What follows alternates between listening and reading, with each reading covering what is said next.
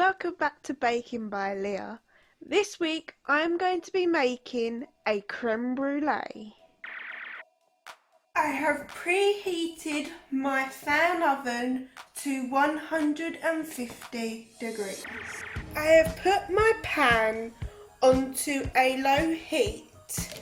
I'm going to add in my double cream and a teaspoon of vanilla extract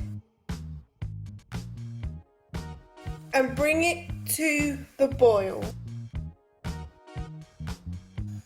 Now that it has come to the boil, I'm going to turn the heat off and leave it for 10 minutes. While my cream and vanilla is cooling, I'm going to whisk together my caster sugar and 5 yolks until it becomes light and fluffy. Now that my vanilla cream has cooled, I'm going to add it into my egg and sugar mixture.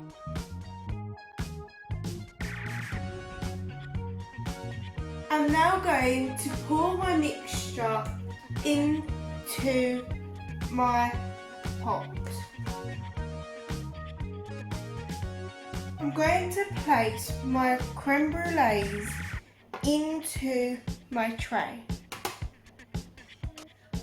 I am now going to fill it with water halfway up the jars.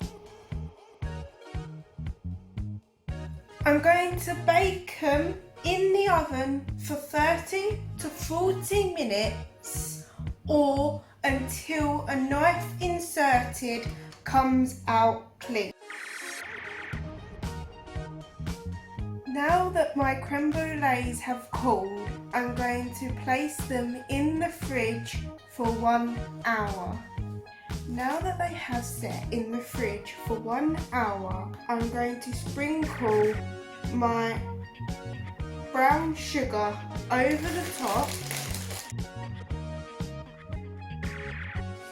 I'm now going to place them under the grill until it caramelizes on top, and then I'm going to serve straight away.